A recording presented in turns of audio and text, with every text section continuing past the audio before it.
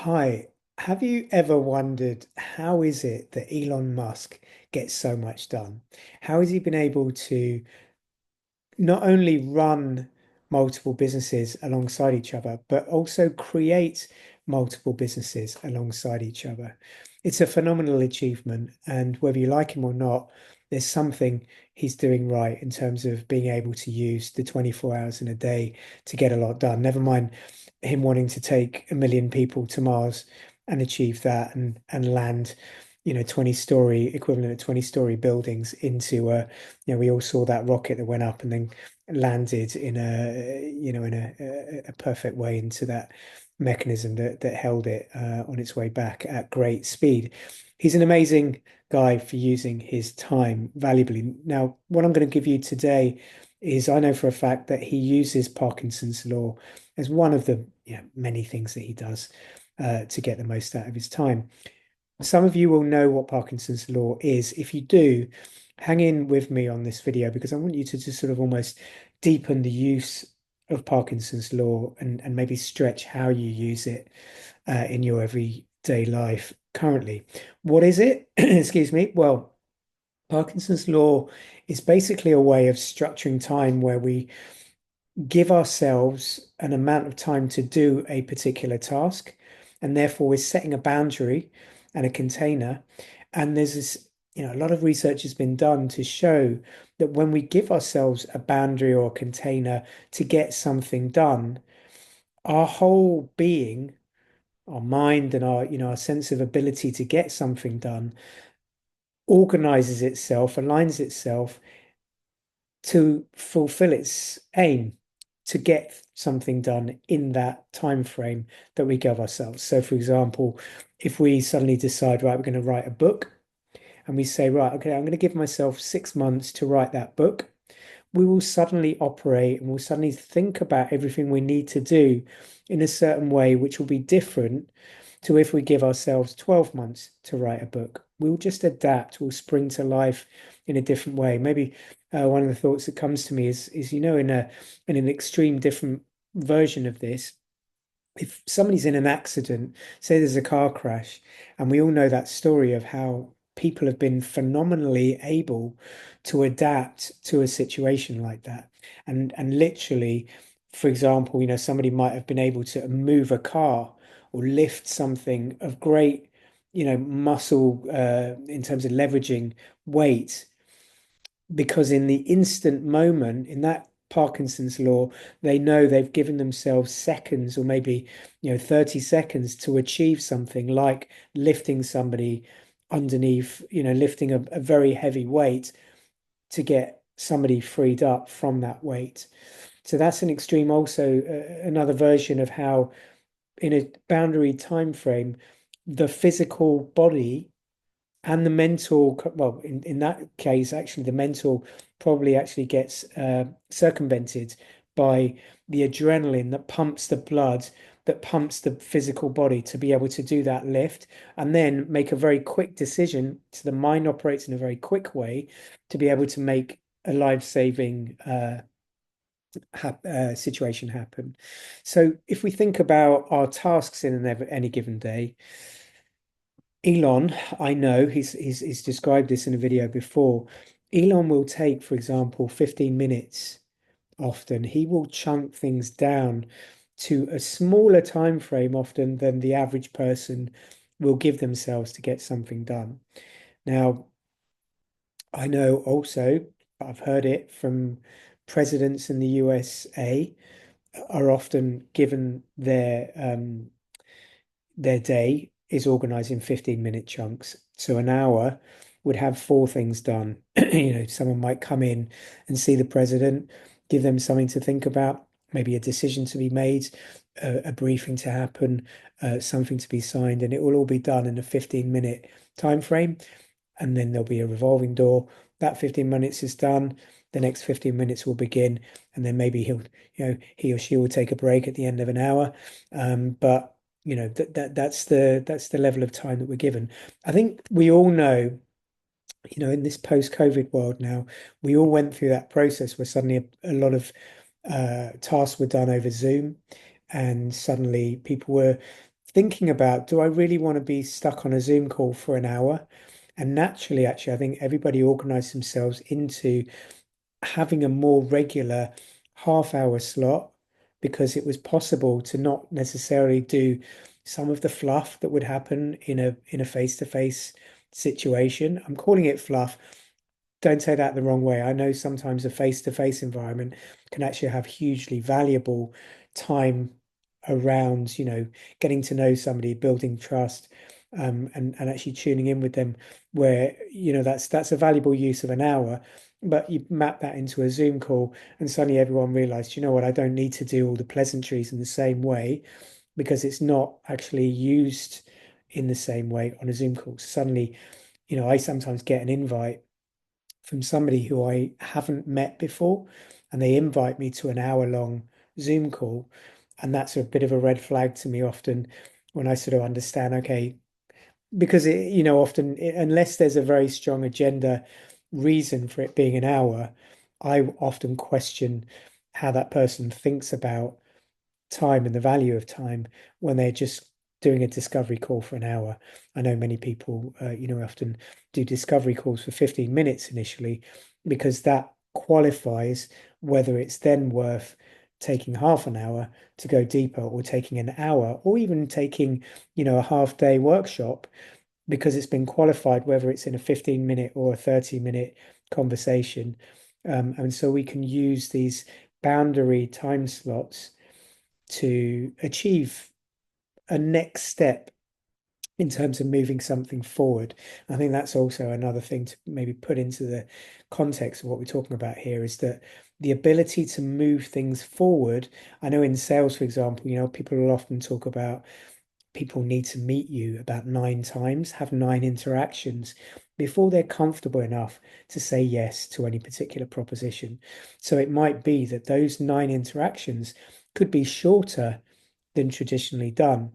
There might be one face-to-face meeting, but then the other, discussions around, maybe getting feedback on a proposal. Obviously, we use email, we use other things as interaction points. I think one of the things that's very helpful in this is always to think about moving things forward, and therefore, do you need a lot of time for a particular movement forward?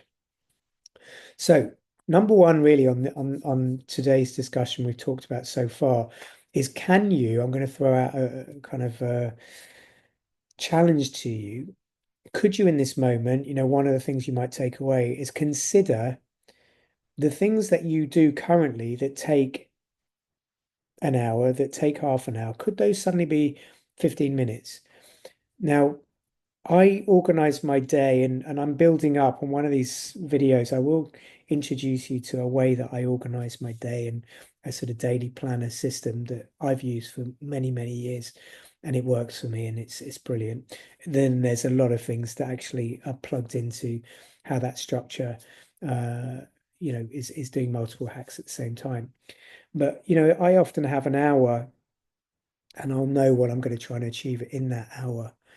And I'm going to come on to the second hack in a moment, but it plugs into the way that I deal with that hour and what I'm asking myself to do, whether it's actually achieved. We're going to start going into the second hack really, whether it's going to achieve something which is going to fill up the whole of that hour, or it actually might be a task. This is the second hack. There are tasks that I know sometimes when I'm in flow state might take me 5 to 10 minutes to do. But the point is to get into flow state because I don't like doing things, particularly when I've got a lack of flow state these days, because I know how to get into flow state. So, and I also know, and this is the other part of the moving mechanisms with this stuff, we talked in the first video about, understanding how the mind works, how behavior works, and how resistance works. So we can go into procrastination, lack of flow state, and so on. And there's no point in trying to do a task that can be done in 10 minutes and give yourself like 2 days. If better to know how to get into flow state, better to know how to overcome resistance, better to know how to deal with fear that comes up. And this is on a subconscious level to your behavior. And so those are the levers that I typically look at working on, because if you can get, like I say, then you can do Parkinson's law where you can suddenly give yourself 5 minutes, 15 minutes, an hour to do something. I'm speaking from experience here. I used to take a lot longer. I was in very much an analytical mind. There were things, if we talk about the patterns, and these are patterns that are, Tony Robbins would call them patterns. I know there's, this whole concept of rewiring patterns, something I can help people with, help you with. But what we're thinking about when it comes to patterns of thought processes, obviously we know about things like perfectionism, but my analytical mind, I've worked out how to balance my analytical part of my brain over the years with other elements. We've got the creative side, we've got the logical side, the rational side, the intuitive side. So over the years now, I used to take a lot longer to sometimes do things from an analytical point of view. And sometimes now I get a balance, or generally I get a balance between using my intuition, using my rational part of the mind, and getting into this flow state where I can just literally let the flow of the thought process happen.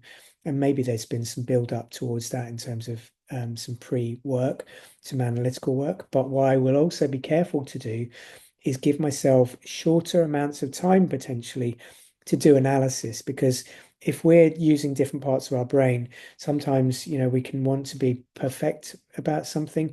We can want to strategize too much, and we can sometimes use that as an excuse to get away from just getting something done and letting go of things like perfectionism.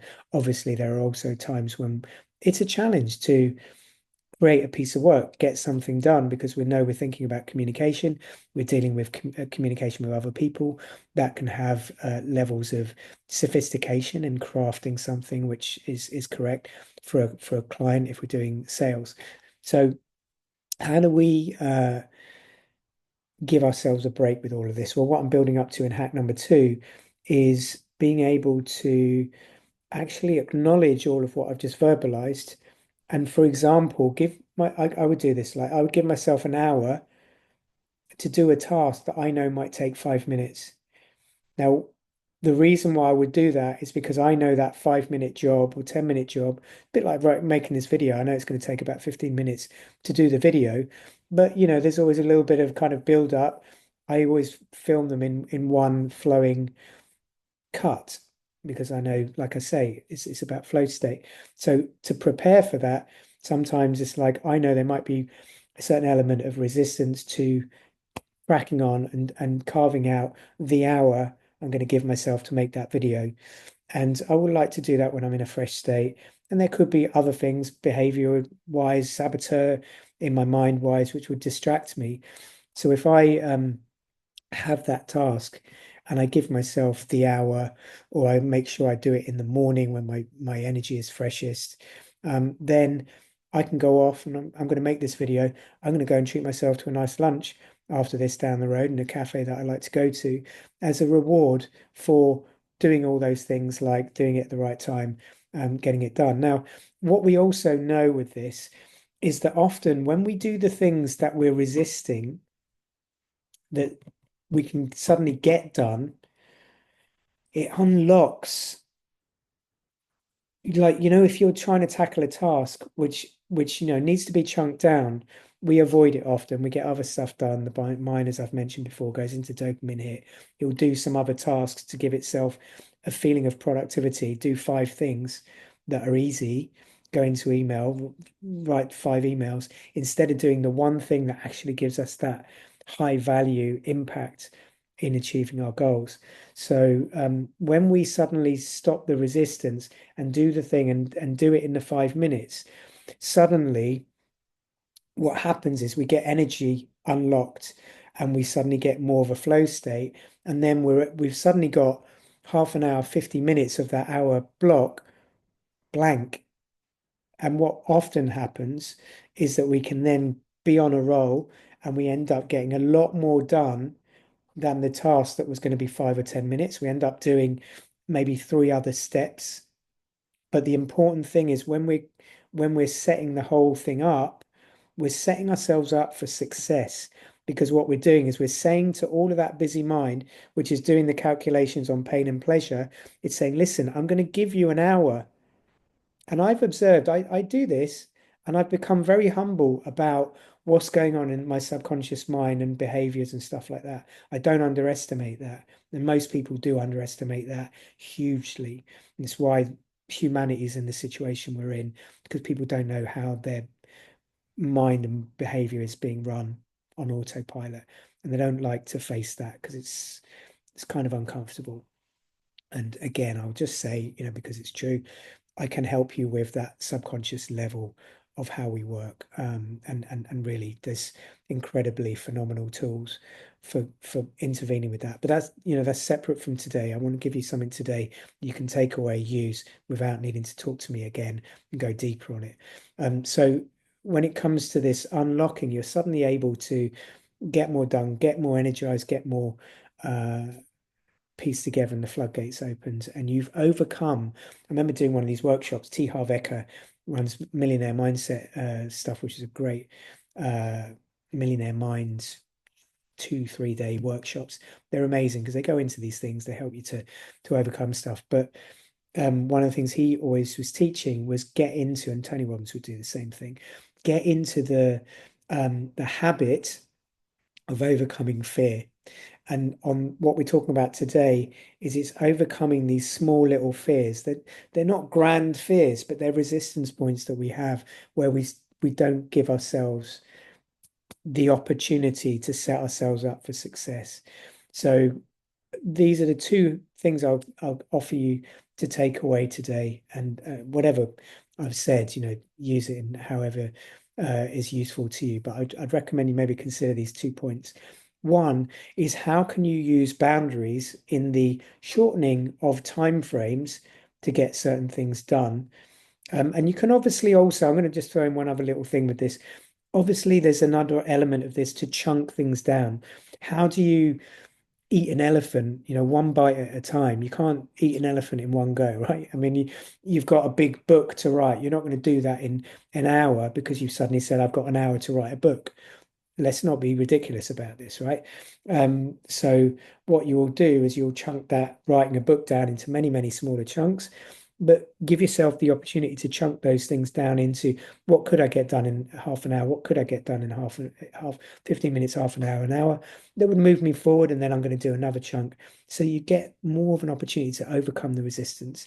And then number two, how can you actually expand and give yourself an easier ride because you're getting humble about, my goodness me, these things of getting the important stuff done in flow state is actually I need to give myself a bit of a break on that.